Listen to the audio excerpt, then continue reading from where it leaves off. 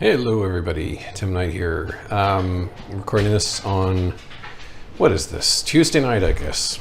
And the big news after hours was that the ratings agency Fitch downgraded the US, I guess from AAA to AA+, which is of course sort of comic. I mean, if the United States was a person, basically a person who was helplessly in debt and whose income was a fraction of its expenses, the only credit card they're going to get is a prepaid card, and their credit score would be like 400 or 350 or whatever the lowest score is. However, the same aforementioned bum can legally print his own money, so they're like, okay, you're fine. So yeah, I mean, the notion that the US is AA plus is just hysterical. It's really like triple C minus. But be that as it may, Fitch finally decided to be a teeny bit honest, unlike the other, Moody's and S&P or whoever they are. Because the notion that we're AAA, like, oh my God, this is the gold standard, is just a joke. And so here is the Treasury bond futures over the past 8 years or so. And as you can see, it's been a very dynamic little creature. And it peaked in the initial COVID mayhem, and interest rates effectively went to zero. And the really smart folks out there locked in their mortgage rates at 2.5% or what have you, as opposed to it's 3 times that much now. And since then, bonds have been in the kind of market that I really wish stocks had been, which is a multi-year bear market. And there's a couple of interesting things here. This is the initial giant top here, and then there's this lower critter right here, which is going on. And as you can see from this trend line, we had sort of this peak and drop support, peak and drop support, peak and drop support, and then bam, bam, bam, bam, bam. So right here, that was the end of it for support. Resistance, resistance, resistance with a capital R, screw you, and down it goes.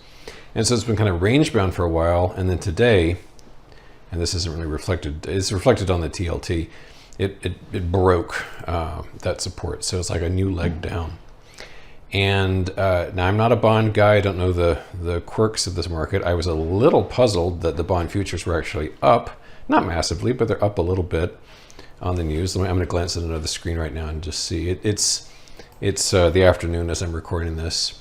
Yeah, the ZB futures are up like 0.3%. So that doesn't make any sense to me, but what do I know? Like I said, I'm not a bond guy. I would have assumed that if bonds were basically downgraded, they would be getting killed, but nothing of the sort. They're actually going up. So I say again, what do I know? That's not my forte, or my fort is actually the way you say it. Getting a little bit rambly here, so I'll knock it off. The equity futures are down at the moment, not massively. I mean, they should be down like 300 points on the ES, but instead the ES is down 0.36%. The NQ is down 0.45%. The RTY is down about 0.5%. So, I'll take it. Red's my favorite color. These are modest drops. And of course, Yellen, who should be basically, volunteering at a school library and baking oatmeal cookies instead is, our financial dictator. She's been screeching about how old-fashioned, is that ironic? The Fitch system is. So yeah, old Yellen is not a happy gal. So oh well. What I thought I would do is just thumb through a few indexes, just kind of catch up on some odds and ends here. And let me just show my tagged symbols here, kind of make it shorter for all of us. So let me just go through these swiftly.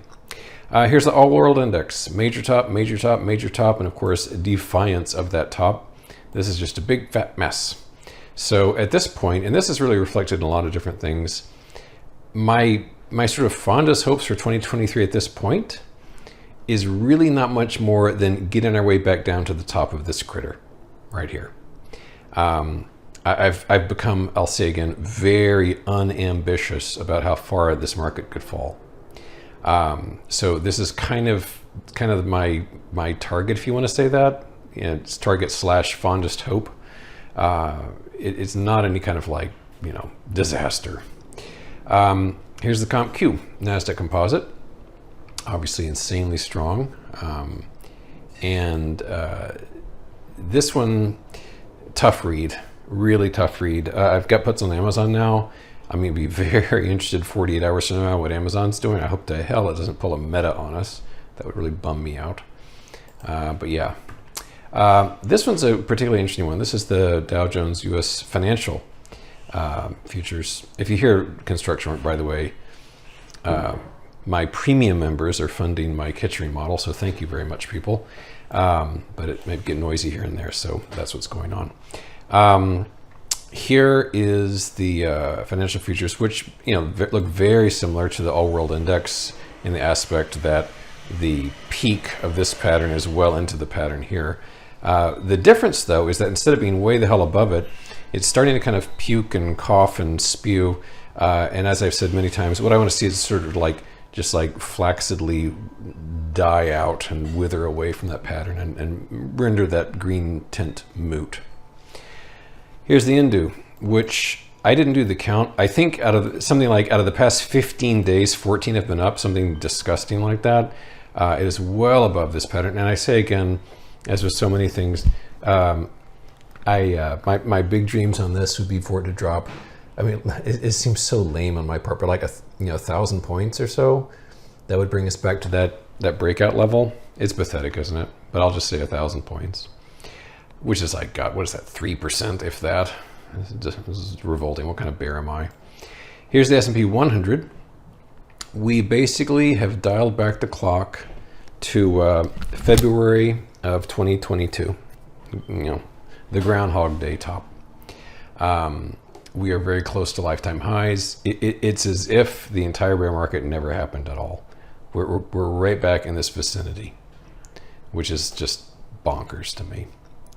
Here's the Russell. Now this is very interesting. The Russell 2000 cash index, and we were finding support, very strong support at this Fibonacci level, again and again and again and again and again and again. See, sound effects. But this critter up here is what I'm watching. This is around 2030. And as you can see, it has represented powerful resistance. Today, mercifully, we turned a little lower. If these futures stay put, we'll turn lower still, and I will breathe a hearty sigh of relief. Going back to my lame ambitions, in this instance, I think we have every good chance of working our way back down to this red line on the Russell 2000 cash index, which is around 1888. That's easy to remember. If things go like crazy haywire, an asteroid's coming and all of humanity will be killed, then maybe we'll get down to this green line. I don't think it's going to happen, but hope springs eternal in the bearish breast, especially if they're in a bear suit in a Chinese zoo. Here's the S&P 500, and it's darling because these were the bear markets that books were written about. These are the bear markets that movies were written about. These look like nothing. These are warts, compared to what's gone on here with the everything bubble, thanks to Jerome Powell and Bernanke and Yellen. We are a little bit below, a couple of 100 points below lifetime highs. And it's not great, but we've sort of been following this channel right here. And broken record time, the most I'm hoping for here, and it would take a lot, would be a trip down to 4,200, which is, that's 350 points away or so. It's not terrible. But there's just so much support down there that if by some miracle we got down there, I would really think, well, that's all, folks. You've probably clued into the fact that I'm madly in love with the Dow Utilities. That is by far, literally by a factor of 5, my biggest position. Very good day today on that. Wednesday it fell about 1.25%. If we break this trend line, I will be doing handsprings, which that'll be a sight. This is a beautiful diamond pattern, and I think it's not out of the question that before the year's over, we could work our way down to that blue trend line. Unlike my other options, as you may remember, these expire in mid-September. So I've only got like 45 days as opposed to like a year on everything else. So, this one I'm watching very, very, very carefully. We'll just wrap up quickly with these futures markets. Here's the ES, not surprisingly, following the same little channel I was just describing on the cash market. And again, the major support here would be something like 42.50 or so on the futures. The NQ, harder to read, as I mentioned with the comp Q. And finally, the RTY, the Russell 2000 small cap futures, not surprisingly, same line. The value at 2033, because we have been just down, up, down, up, down, up. I hope the next item in the sequence follows the past ones, because that would be a nice little trip. Well, that's all, folks. Good luck to you, and thanks for listening. Bye.